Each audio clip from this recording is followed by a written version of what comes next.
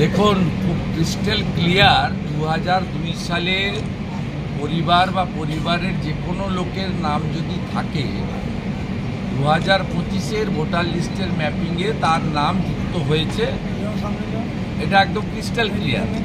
এবারে 2002-এর পরে বাংলাদেশ থেকে যে হিন্দুরা এসেছে তাদের করণীয় কাজ আমরা সবাইকে ক্লিয়ার বলেছি যে 31/12/2024 পর্যন্ত যে হিন্দুরা ধর্মীয় উৎপীড়নের কারণে শরণার্থী হিসেবে পশ্চিমবঙ্গে বা ভারতে এসেছেন তারা দয়া করে সিএএতে অ্যাপ্লিকেশান করুন।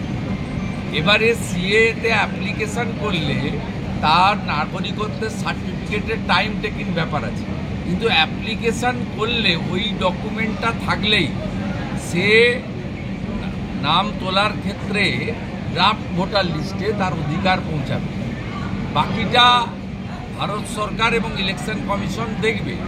কিন্তু আপনাদের কাছে খুব পরিষ্কার বলি, 2002 সাল পর্যন্ত যারা এসেছেন ভোটার তালিকায় নাম তুলেছেন তাদের নাম 2025-এর ম্যাপিংয়ে থাকবে। এরপরে 2002-এ যাদের নাম ম্যাপিংয়ে আসেনি 2025-এ, তারা যদি ভারতীয় হয়, অন্য রাজ্যে বিহারের হয়, ঝাড়খণ্ডের হয়, তারা যদি বাংলাদেশি মুসলমান না হয়, তারা কিন্তু নাম তাদের বাড়ি বাড়ি যে বিএলও যাবেন দুটো ফর্ম নিয়ে, একটা বাড়ির লোক পাবে, একটা ফিল আপ করে নিয়ে আসবে। আমাদের কাছে আমাদের একটাই আবেদন, বাংলাদেশ থেকে আসা ধর্মীয় উৎপীড়নের কারণে হিন্দু তারা অনুপ্রবেশকারী নন, তারা শরণার্থী। তাদের জন্য নরেন্দ্র মোদীজি, অমিত শাহজি প্রথমে সিটিজেনশিপ অ্যামেন্ডমেন্ট অ্যাক্ট করেছিলেন 2019-এ, 2014-র 31 ডিসেম্বর পর্যন্ত, কারণ কাঁটাতারের মেড়াটা আপনার সেই পর্যন্ত কাটাপ ছিল। তো আমরা তারপরেও দেখেছি, বিশেষ করে বাংলাদেশে বর্তমানে জামাত হেফাজতের হাতে চলে গেছে, মৌলবাদীদের হাতে।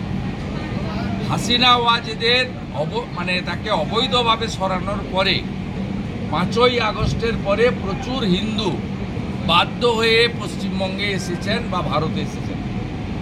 সেই কারণেই নরেন্দ্র মোদীজি তিনি 31/12/2024 পর্যন্ত এমএইচের পক্ষ থেকে 14-এর যে অর্ডার তাকে এক্সটেন্ড করেছেন। আমাদের আবেদন বাংলাদেশি হিন্দু শরণার্থীদের কাছে সিএএ ক্যাম্পে নাম নথিভুক্ত করুন।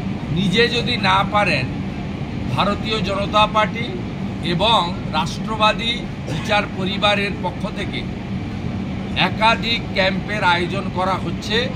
সেখানে কম্পিউটার, ল্যাপটপ, প্রিন্টার থাকছে। আপনারা সেখানে এসে ভারতীয় জনতা পার্টির মণ্ডলগুলোতে যোগাযোগ করুন।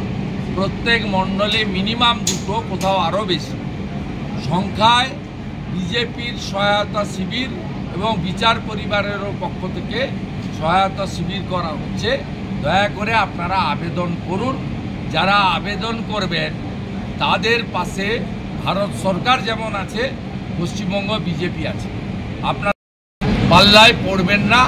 মমতা ব্যানার্জি এবং তার পুলিশ, তার ইকোসিস্টেম বলছে অ্যাপ্লাই করবেন না, সব বন্ধ হয়ে যাবে। এটা ঠিক কথা নয়।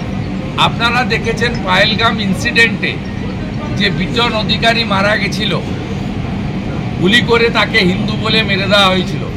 তার স্ত্রীকে আমরা 15 দিনের মধ্যে পার্মানেন্ট সিটিজেনশিপ সার্টিফিকেট আনিয়ে দিতে পেরেছি বা ভারত সরকার দিয়েছে। একইভাবে এখনো পর্যন্ত প্রায় 14,000 মানুষ সিএএ আবেদন করেছেন, কিন্তু তাদের কারোর চাকরিও যায়নি, তাদের সামাজিক সুরক্ষার বিভিন্ন কেন্দ্র রাজ্যের ভাতাও বন্ধ হয়নি, তাদেরকে সমস্যাতেও পড়তে হয়নি।